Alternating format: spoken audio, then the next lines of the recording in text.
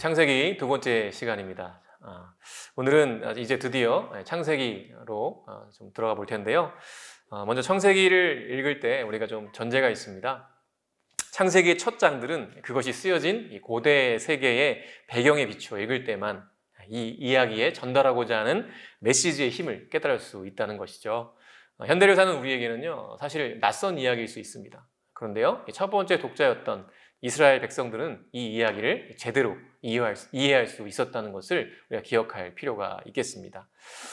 먼저 이 고대 근동에서 이 창조 및 홍수 이야기를 가지고 있던 민족은 이스라엘만이 아니었습니다.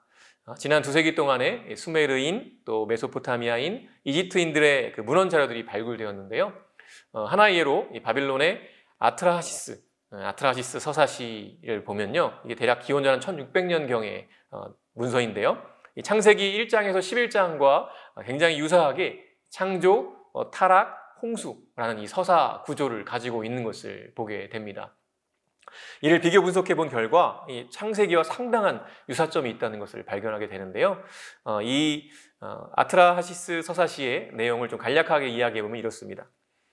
이류신들, 그러니까 하류신들이죠. 하부신들이 땅에서 살면서 강을 파고 운하를 만들고 또 작물을 재배하는 등의 일들을 이렇게 하면서 대왕신인 엠리를 섬겼습니다. 근데 이류신들은요, 자신들의 일에 실증을 느껴요. 우리가 왜 이런 일을 해야 되나 이러면서 엘리를요, 궁에 가두게 됩니다. 그리고 자신들의 일을 대신할 존재를 만들어 달라고 요청을 하죠. 결국 엠리는요, 그 요구에 굴복해서 다른 대왕신인 에아와 또 모신인 닌투에게 부탁을 해서 7쌍의 남녀를 만들게 됩니다. 즉 인간을 창조했다는 이야기입니다. 그런데요, 인간들이 600년 후에 보니까 인구수가 너무나 많이 증가한 거예요. 그런데 너무나 인구가 많다 보니까 시끄러워요. 그래서 이 대왕신들이 잠을 못 자는 거예요. 그래서 대왕신들이 어떻게 합니까? 재앙을 내려서 인간을 없애려고 합니다. 이때 아트라하시스가 희생제사를 드려요. 그래서 그 재앙을 멈추게 되었다라는 것이죠. 그런데 그럼에도 불구하고 인구가 계속 느니까 엔릴이 두 번 더 가뭄과 기근으로 인구를 조절하려고 시도를 합니다. 근데 그때 역시도 희생제사를 통해서 그 재앙을 멈추게 되었어요. 그럼에도 불구하고 인구가 계속 증가하니까 결국 엔릴은 홍수로 인류를 멸망시켜야겠다라는 계획을 세우게 됩니다. 그리고 다른 신들을 설득하려 하죠. 그런데 그때 신 에아가 이를 거절하고요, 몰래 아트라시스에게 비밀을 흘립니다. 그리고 7층으로 된 큐브 형태의 방주를 만들게 하고 또 사람들, 또 가족과 친구들, 또 짐승들을 피신하게 합니다. 그리고 엘릴의 계획대로 홍수로 심판하게 되는데요, 다른 신들이 모두 놀랄 정도로 굉장히 잔인한 그런 심판이었습니다. 홍수가 끝나고 살아난 사람들이 있다는 것을 알게 된 엔릴이요, 대노했어요. 그런데 그것이 에아의 잘못이라는 설명을 듣고는 그냥 진정합니다. 그리고 살아남은 인간, 그 아트라하시스에게 영생을 주게 되죠. 그러나 이후에도요, 계속 늘어나는 인간들을 조절하기 위해서 결국 엔릴은 모신 닌토와 함께 인류 조절 계획을 실행합니다. 이때부터 불임이 되는 여인들이 있었고요. 그리고 아이들이 사산되거나 어린 나이에 일찍 죽기도 하고요. 또 그리고 사람들은요, 늙으면 자연적으로 죽게 되는 자연사를 시작하게 되었다고 합니다. 네, 이 이야기를 보니까 참 재밌기도 하지만 어느 정도 창세기 이야기와 많이 비슷합니다. 이 외에도 수메르 홍수 이야기 같은 문서들도 있는데요. 그래서 창세기의 내용이 사실 이러한 문서들을 베낀 것이다 라는 주장들이 있어 왔습니다. 그러나 현재 일반적인 견해는요, 이스라엘 당시에 널리 퍼져 있던 이 이미지와 관념들을 차용해서 고유한 기록으로 남긴 것이다 라고 보고 있습니다. 왜냐하면 이스라엘이 그것들을 사용한 방식에서 중요한 이 차별성이 분명하게 나타나기 때문인데요. 이 고대 근동 신화와 창세기의 이 차이점을 좀 몇 가지 이야기해 보도록 할게요. 먼저 아트라시스는요, 방주를 7층으로 된 큐브 형태로 만들었어요. 그리고 노아의 방주는 어떻습니까? 초대형 유조선과 같은 배 모양으로 만들었죠. 완전히 다릅니다. 또 홍수 심판의 기간이요, 고대 근동에는 7일이었고요. 또 성경은 40일입니다. 그리고 고대 근동 신화에는 다수의 신들과 여신들이 등장하죠. 그런데 성경에는 오직 한 분 하나님만을 이야기합니다. 그리고 다수의 그 신들은 홍수를 통제하지 못하죠. 그리고 오히려 두려워할 정도입니다. 그러나 하나님은 어떻게 하시죠? 노아를 기억하셔서 그 홍수의 심판이 절정에 이르렀을 때 그 홍수를 멈추게 하십니다. 또 고대 근동에서는 태양과 달, 굉장히 중요한 신이었습니다. 그런데 성경은 뭐라고 말합니까? 태양과 달은 단지 하나님께서 넷째 날에 창조하신 피조물에 불과하다고 증거하고 있죠. 또 인간의 타산이 문제가 돼요. 그래서 고대 근동 그 신화에서는 인간의 타산 때문에 멸절시키려고 합니다. 그런데 하나님은 어떻게 말씀하시죠? 오히려 생육하고 번성하라고 말씀하세요. 홍수 후에도 3번이나 노아에게 그렇게 강조해서 말씀하시기도 하죠. 또 인간은요, 이 고대 근동 신화에서는 소위 하위 신들의 불만을 잠재우고 희생제물을 통해서 신들에게 양식을 공급하기 위한 존재로 창조되었어요. 그런데 성경은 인간이 창조 이야기의 절정이라고 말합니다. 하나님의 형상대로 지음받은 인간이 이 땅 위에서 하나님의 대표요 대의자로서 살아간다고 말하죠. 인간이 하나님께 양식을 공급하는 것이 아니라 오히려 하나님께서 인간에게 양식을 공급해 주시고 돌봐주신다는 것을 말하고 있습니다. 또 마지막으로 이 홍수 심판의 성격이요, 인간이 너무 많기 때문이었다고 했잖아요. 그런데 성경은 왜 홍수 심판을 했습니까? 인간의 죄 때문이다라고 말하죠. 즉 신의 도덕적인 도덕성의 차이도 굉장히 차별화가 되어 있다는 것을 알 수가 있습니다. 정리해보면 성경은 당시 고대 근동 신화를 통해 많이 알려져 있던 신학에 대해서 변화를 이야기합니다. 다신교는 유일신교로 대표되고요. 또 연약한 신의 모습이 아니라 강력한 권능을 가진 그런 한 분 하나님으로 바뀝니다. 또 인간은 하나님의 목적을 위한 부수적인 존재가 아니라 핵심적인 존재가 되죠. 또 인간이 하나님께 먹을 것을 바치는 것이 아니라 하나님께서 먹을 것을 주심으로써 인간을 돌보십니다. 또 그리고 하나님은 인간의 죄를 심각하게 생각하시죠. 그러한 인간의 죄 때문에 홍수를 내리셨습니다. 고대 근동 신화에서처럼 단순히 인구가 많기 때문이 아니었죠. 그리고 고대 근동 신화는 어쨌든 인류의 진보를 긍정하는 방향입니다. 성경은 오히려 처음에 완벽했던 하나님의 세계가 인간의 죄로 타락했고 결국 경건한 노아를 제외하고는 인류를 멸하기로 하신다는 내용을 말하고 있죠. 따라서 고대 근동 창세 신화와 성경은요, 상당히 유사하지만 또한 상당한 차이점을 갖고 있다는 것입니다. 즉 당시 널리 퍼져 있던 이야기들의 이미지와 그런 관념들을 차용해서 고유한 기록을 남겼다고 보는 것이 주류의 견해입니다. 이러한 전 이해를 가지고 이제 실제적으로 창세기 내용으로 좀 들어가 보겠습니다. 하나님 나라의 시작과 원형을 우리가 먼저 살펴볼 텐데요. 이 창조의 의미가 무엇인지 좀 몇 가지 이야기해 보려고 합니다. 이 창조에서 창조의 주체는 누굴까요? 온 우주의 창조주이시자 왕이신 하나님이십니다. 즉 하나님, 즉 엘로힘이라고 표현하고 있는데요. 이 하나님은 성경 전체에서 가장 처음 등장하는 주어인 동시에 이 창세기 창조기사에서 등장하는 첫 번째 주어입니다. 즉 창조의 주체가 누구라는 것이죠? 하나님이시다라는 것을 말하고 있습니다. 또 히브리어 성경의 가장 첫 세 단어가 뭐였냐면 태초에 창조하시니라 하나님이 이렇게 돼 있어요. 우리가 훌륭한 전시회에 들어가서 위대한 미술 작품의 아름다움과 힘에 압도돼서 이렇게 조용히 앉아있는 우리에게 누군가 다가와서 이렇게 말하죠. 화가를 만나보시겠어요? 창세기 1장은요 바로 그 예술가에 대한 서론이기도 합니다. 그래서 모든 것은 하나님이 시작하셨다. 모든 것의 기원, 만물의 인격적인 원천이신 영원하고자 또 자존하시는 그런 하나님께서 말씀으로 모든 것을 존재하게 하셨다. 그래서 그 하나님을 보여주는 것이죠. 그렇다면 이제 창조의 순서가 갖는 좀 의미를 좀 살펴보려고 합니다. 하나님 나라의 질서를 세우는 부분인데요. 창세기 1장부터 2장 3절까지 내용들을 쭉 살펴보면 바로 하나님께서 어떠한 순서를 가지고 창조하시는지 이야기가 나와요. 보통 우리가 짝을 이룬다고 하는데요. 1일과 4일, 또 2일과 5일, 3일과 6일이 이렇게 짝을 이루고 있어요. 첫 번째 3일, 첫 3일에는 질서를 세웁니다. 기초를 세우죠. 첫째 날은 빛을 만드시고요. 두 번째 날에는 궁창을 만드셔서 궁창 위에 하늘과 궁창 아래에 바다를 만드십니다. 그리고 셋째 날에는 그 마른 땅, 즉 물을 물러가게 하셔서 마른 땅을 즉 만드시고요. 그리고 그 땅에 식물이 나게 하십니다. 그리고 넷째 날에는 뭘 만드시죠? 광명체들, 즉 하늘의 해와 달과 별들을 만드십니다. 그리고 다섯 번째 날에는 서식하는 생물들을 만들죠. 하늘의 궁창 위의 하늘의 새, 궁창 아래 바다에 물고기를 만드시죠. 또 여섯 번째 날에는 육상의 동물들, 묻이 드러난 그 땅의 육상 동물들을 만드시고 마지막으로 인간을 만드십니다. 그리고 마지막 7일째는 안식하시죠. 안식하신다는 의미가 무엇이겠습니까? 이제 더 이상 할 것이 없다. 즉 그 창조가 완벽하기 때문에 더 이상 할 것이 없다라는 것을 의미하는 그런 안식을 말하는 것입니다.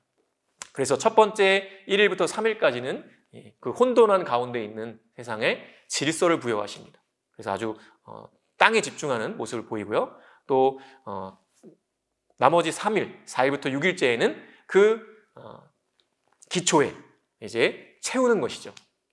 광명체들을 채우고 생물들로 채우시고 동물로 채우시고 또 인간을 마지막으로 만드시는 것을 보게 됩니다. 그래서 창조의 질서가 혼돈에서 질서로 또 공허에서 채움으로 가게 된다는 것을 보게 되는 것이죠. 창조는 사실은 마지막에 창조된 인간, 즉 최종적으로 사람을 위한 것이다 라는 것을 알 수가 있습니다. 또한 사람은요 하나님의 형상으로 창조가 되어 하나님의 형상으로 창조가 되었다. 창세기 1장 27절에 보면 즉 자기 형상, 곧 하나님의 형상대로 사람을 창조하셨다라고 표현하고 있습니다. 여기서 형상이라는 말은요 이 창세기가 기록되던 당시에 그 형상이라는 의미를 좀 생각해 봐야 됩니다. 왕의 통치권이 직접적으로 미치지 못하는 아주 먼 지역에는요 자신의 석상을 세우고 그것으로 자신의 주권적인 임재를 드러내고자 했습니다. 또한 왕에게는요 신의 형상이라는 의미가 부여됐고요. 또 왕은 신들의 임재와 뜻을 드러내는 중재자로 그렇게 간주됐죠. 따라서 인간이 하나님의 형상으로 창조되었다는 것은 그들이 땅에서 하나님의 임재와 통치를 드러내는 대리자의 역할을 갖는다는 것을 의미했습니다. 즉 인간이 하나님의 통치의 이 대리자인 동시에 하나님의 백성으로 창조되었다는 것을 뜻하는 것이죠. 그래서 우리가 하나님의 형상으로 지음받았다는 것은 굉장히 중요한 의미를 담고 있습니다. 또 에덴 동산을 하나님 만드시는데요. 이 에덴 동산은 하나님이 세우신 통치의 땅이에요. 에덴 동산은 인간이 살아갈 땅인 동시에 하나님이 거니시는 곳이기도 하죠. 창세기 3장 8절에 보면 하나님이 그 지으신 사람을 거기 두셨고 또 함께 거니셨다라는 내용들을 보게 됩니다. 제사장이 하나님의 임재를 경험하는 장소가 이스라엘 성전이었다면요. 에덴 동산은 하나님이 아담과 대화를 나누시는 장소이자 하나님이 거니시던 하나님의 집이었다라고 볼 수가 있는 것입니다. 자, 그렇다면 이 창세기를 통해서 하나님이 인간을 만드시면서 주신 사명이 있는데요. 그 사명이 또 어떤 것일까요? 이 창세기 1장 26절에서 28절 말씀에 보면 그 내용들이 나오게 되는데 그냥 정리해보면 이렇습니다. 부왕의 개념이죠. 부왕, 언더 킹, 즉 왕 아래에서 그 섭정자로서 또 모든 것들을 관리하고 다스리는 사람을 일컫죠. 한마디로 말하면 청직이라고도 할 수 있겠습니다. 인간은 하나님의 통치를 드러내는 역할과 사명을 부여받았습니다. 곧 하나님이 세우신 질서를 유지하고 하나님의 섭리에 따라서 피조물을 다스리고 보살피는 역할을 맡은 것이죠. 또한 인간에게는요 생육과 번성을 통해서 하나님의 통치를 확장하는 그런 임무도 주어졌습니다. 인간은 에덴을 경작함으로써 또한 세상을 창조하신 하나님의 그런 행위들을 이 땅 위에서 반영하고 하나님이 주신 질서를 지키는 역할을 부여받은 것이죠. 이 사명을 우리가 온전하게 지키며 살아가는 것이 굉장히 중요한 부분이라고 할 수 있겠습니다. 자, 그렇다면 두 번째로 그렇다면 인간이 된다는 것의 의미는 무엇인가에 대해서 좀 이야기를 나눠볼게요. 창세기 2장 15절에 보니까 이렇게 기록해요. 여호와 하나님이 그 사람을 이끌어 에덴 동산에 두어 그것을 경작하며 지키게 하시고 한 4가지 정도로 살펴볼 수 있는데요. 창조 세계 안에서 노동하게 하셨습니다. 인간이 된다는 것의 의미 첫 번째는 그렇습니다. 두 번째는 그것의 잠재력을 개발하는 것이죠. 또 세 번째는 그것을 돌보는 자로 사는 것입니다. 또 마지막 4번째는 이 창조 세계와 관계를 맺으며 살아가는 것이라는 것이죠. 바로 인간이 된다는 것은 그런 4가지 정도의 의미를 가지고 있겠다고 말할 수 있습니다. 인간의 영광은 무엇일까요? 바로 하나님이 그들을 주의 손으로 만드신 것을 다스리게 하신 데 있습니다. 일을 하고 그로써 하나님의 형상을 드러내는 것이 바로 인간의 영광이죠. 시편 8편 4절부터 9절 말씀에 보면 그 내용이 너무나 자세히 잘 나와 있어요. 한번 꼭 살펴보시기 바랍니다. 인간이 된다는 것은 막대한 자유와 책임을 갖는다는 의미이기도 하고요. 또 하나님께 반응하고 그리고 그 반응에 대해서 책임을 진다라는 것을 의미하기도 합니다. 우리는 창조세계 전체가요, 하나님의 영광을 찬양할 수 있도록 또 그분의 창조세계가 지닌 이 숨겨진 잠재력을 개발하도록 그리고 여기 두신, 그래서 이 땅에 두신 하나님의 왕실, 청직이라는 것이죠. 이 하나님의 창조세계를 다스리라는 우리를 향한 하나님의 부르심에 칭찬이 포함되어 있는 거 아십니까? 우리가 그분의 청지기로서 그 일을 잘할 수 있기 때문에 우리에게 그 일을 맡기셨다는 것이죠. 얼마나 위대한 칭찬인지 모르겠습니다. 또 이에는요, 청지기직을 수행하는 것에 대한 무거운 책임도 따릅니다. 하나님을 위한 우리의 섬김은요, 창조세계 자체만큼이나 광범위한 영역을 포괄해야 되고요. 또 우리의 환경을 잘 돌보는 것도 당연히 이것에 포함되겠죠. 우리가 무엇이 있으라라는 그 하나님의 창조 명령을 받아들이고요. 그 안에 잠재된 것들을 개발할 때 우리는 그분이 만드신 세상 전역에 계속해서 하나님의 임재의 향기를 널리 퍼뜨리는 일을 하게 되는 것입니다. 그리고요, 놀랍게도 이 모든 일들을요, 우리 홀로 하는 것이 아니라 함께 하라고 말씀하십니다. 창세기 2장 18절에서 25절까지의 말씀에 보면 하나님이 돕는 배필인 하와를 지으신 이야기가 나와요. 하나님이 인간을 창조하실 때 남자와 여자로 만드셨어요. 다시 말해서 우리는 항상 이 하나님과 관계를 맺을 뿐만 아니라 서로 관계를 맺으며 살아가게 되어 있다는 것입니다. 우리 자신만으로는 온전한 인간일 수가 없죠. 창세기 1장은요, 하나님이 창조하신 이 창조 세계에 초점이 맞춰져 있다면 2장은 하나님과의 관계, 또 하나님이 세상을 만드신 방식으로 인해서 인간들이 누리는 다른 관계들에 조금 더 집중하고 있다라고 보시면 좋겠습니다. 아담의 돕는 배필이자 동료로서 하와를 창조하셨어요. 이 돕는 배필, 즉 헬퍼죠. 이 돕는 배필이라는 것은 하와가 아담에게 종속된 존재다라는 것을 의미하는 게 아니죠. 아담이 온전할 수 있도록 돕는 존재임을 의미합니다. 그러니까 한마디로 말하면 서로 돕는 존재로 우리를 창조하셨다라는 것을 알 수 있습니다. 종종 이 단어는 여호와 하나님을 이스라엘의 도움이라고 표현할 때도 사용되는데요. 신명기 33장 29절이나 시편 33편 20절에도 그러한 내용들을 찾아볼 수가 있습니다. 또 아담이 동물들의 이름을 짓게 하시는데요. 하나님께서 창조물의 이름을 붙이신 것처럼 아담이요, 하나님이 만드신 동물들에게 이름을 붙이도록 허락을 받아요. 이렇게 아담이 하나님과도 관계를 맺고 또 동물 세계와도 관계를 맺죠. 또 하와와의 결혼 관계를 통해서 인간 관계도 맺게 되는 것을 보게 됩니다. 그리고 아담에게 주신 이 사명이 또한 돕는 배필인 하와에게도 똑같이 적용되는 것이죠. 그래서 이들은 함께 그 사명을 이루도록 부름받았다라는 사실입니다. 그래서 우리가 정말 인간이 된다는 것 얼마나 좀 위대한 일인지 모르겠어요. 자, 그렇다면 창조된 물질 세계의 의미는 뭘까요? 하나님의 영광을 보여주는 것이 바로 창조된 이 피조 세계의 모습이라고 할 수 있어요. 또 두 번째로는 그분이 통치하시는 나라가 바로 이 피조 세계다라고 볼 수가 있습니다. 이 창조된 세계는요, 항상 선하고 좋았습니다. 하나님께서 피조 세계를 창조하실 때마다 뭐라고 말씀하시죠? 보시기에 좋았더라라고 말씀하셨어요. 즉 최초의 창조 세계는요, 하나님의 설계와 계획이 아름답게 반영되어 있었습니다. 그리고 창조 세계가요, 시간, 즉 역사 안에 존재하고 있다는 것을 보여주는데요. 낮과 밤을 만드시고 그것에 이름을 붙이셨죠. 출애굽 당시 1차 독자들에게는요, 사실 이집트의 신이었던 이 해와 달이 신이 아니라 하나님께서 인간을 위해 만드신 광명체에 불과하다는 것을 웅변하듯 증거하고 있는 것으로 보입니다. 그리고 창세기 2장 4절에 보면요, 하늘과 땅을 창조하실 때 일은 이러하였다라는 표현이 나와요. 즉 하나님이 시간이 지나면서 창조 세계가 어떻게 자라도록 인도하셨는지에 대해서 거의 아무런 말도 하지 않으시지만 그분이 그 안에서 성장을 염두에 두셨다는 것은 분명한 것입니다. 남자와 여자는 한 몸이 되는 것을 통해서 자녀를 낳을 것이고 또 그들이 자라서 또 자녀를 낳고요, 또 땅을 정복하면서 널리 퍼져나갈 것이 분명하기 때문이죠. 그리고 오늘의 마지막으로 인간에게 주어진 법이 있어요. 창세기 2장 16절과 17절 말씀인데요.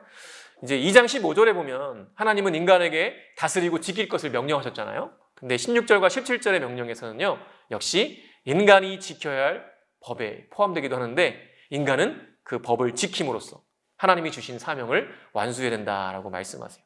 즉 이렇게 기록하고 있죠. 여호와 하나님이 그 사람에게 명하여 이르시되 동산 각종 나무의 열매는 네가 임으로 먹되 선악을 알게 하는 나무의 열매는 먹지 말라. 내가 먹는 날에는 반드시 죽으리라 하신다 그랬습니다.